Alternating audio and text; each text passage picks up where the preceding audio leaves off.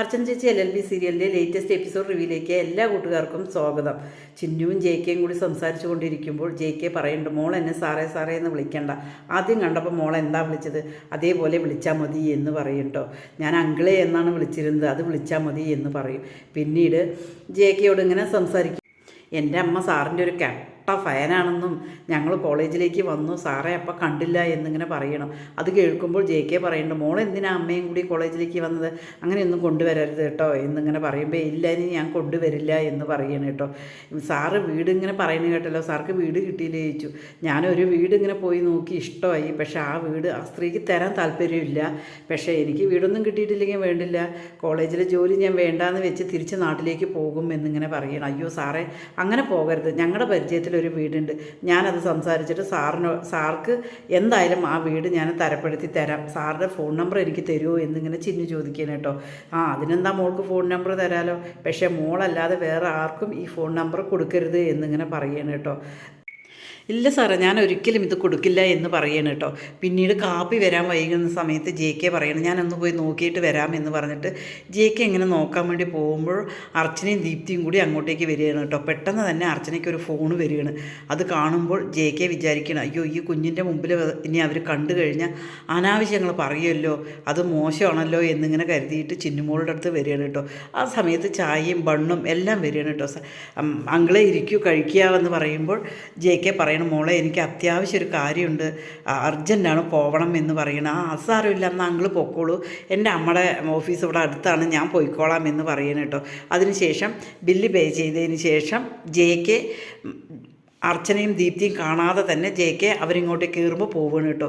പെട്ടെന്ന് തന്നെ അർച്ചന ചിന്നുമോളെ കണ്ടതും, എന്താ മോളെ നീ ഇവിടെ, ഇന്ന് നിനക്ക് കോളേജില്ലേ എന്നിങ്ങനെ ചോദിക്കുമില്ല, 2 അവർ ഇല്ലായിരുന്നു, അതുകൊണ്ടാണ് ഞാൻ ഇങ്ങോട്ടേക്ക് വന്നത് എന്നിങ്ങനെ പറയുന്നു. അയ്യോ നിങ്ങൾ കുറച്ച് നേരത്തെ വന്നതായിരുന്നെങ്കിൽ എൻ്റെ കൂടെ ഒരാളുണ്ടായിരുന്നു, അയാളിപ്പോൾ പോയതേ ഉള്ളൂ എന്നിങ്ങനെ പറയണം.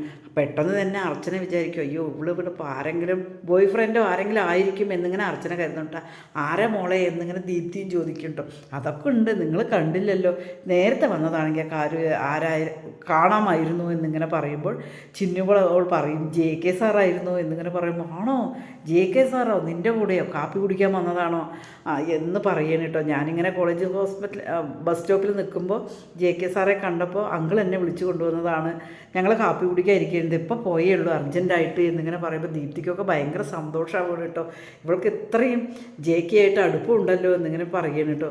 പിന്നീട് അർച്ചൻ്റെ ഓഫീസ് പോയപ്പോൾ ജെയ്ക്കെ സാറെക്കുറിച്ച് വാദോരാതെ ചിന്നു ഇങ്ങനെ പറയണം കേട്ടോ. ജെയ്ക്കെ സാർക്ക് ഒരു വീട് വേണമെന്നാണ് പറഞ്ഞിരിക്കുന്നത്, ഞാൻ നമ്മുടെ മേനോ സാറിൻ്റെ വീടില്ലേ ആ വീട് പറഞ്ഞിട്ടുണ്ട് എന്ന് പറയണം. അർച്ചന പറയും, അതിനെന്താ സാറ് വന്നിരുന്നോട്ടെ, നമ്മുടെ അടുത്ത് വന്നിരിക്കുന്നത് നമുക്കൊരിതല്ലേ എന്നിങ്ങനെ പറയണം കേട്ടോ. അതേസമയം ദീപ്തിയും വസുവും പറയുന്നുണ്ട്, അയ്യോ ജെയ്ക്കെ സാറിൻ്റെ ഒന്ന് കണ്ടു കഴിഞ്ഞാൽ ഒന്ന് ഫോട്ടോ എടുക്കണം, സെൽഫി എടുത്തിട്ട് വേണം ഇൻസ്റ്റയിലും എല്ലാം പോസ്റ്റ് ചെയ്യാനെന്ന് ഇങ്ങനെ പറയണം കേട്ടോ.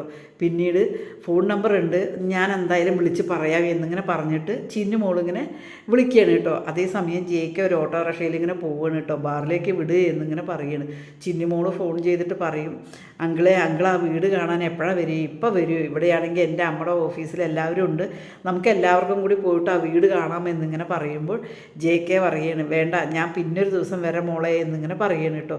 അത് കേൾക്കുമ്പോൾ അർച്ചനയും ദീപ്തിയും വസുവും ഒക്കെ ചോദിക്കും, എന്താ പറഞ്ഞത് എന്ന് ചോദിക്കുമ്പോൾ ഇല്ല നാളെ വരാമെന്നാണ് പറഞ്ഞിരിക്കുന്നത് എന്ന് പറയും കേട്ടോ. അതേസമയം ദീപ്തിയൊക്കെ ഫോൺ നമ്പർ ചോദിക്കുകയാണ് കേട്ടോ. ഇല്ല ഞാൻ തരില്ല, എന്നോട് അങ്കിൾ പറഞ്ഞിട്ടുണ്ട് അത് ആർക്കും കൊടുക്കരുത് എന്നിങ്ങനെ പറഞ്ഞിട്ടുണ്ട്, അതുകൊണ്ടാണ് എന്നിങ്ങനെ പറയും കേട്ടോ. ശരി എങ്കിലും നീ എന്തായാലും ശരി, ആ കള്ളുകുടീനെ കൊടുക്കണതിനേക്കാളും ഈ ജെയ്ക്കെ സാർക്ക് കൊടുത്താൽ മതി എന്നിങ്ങനെ പറയണം കേട്ടോ.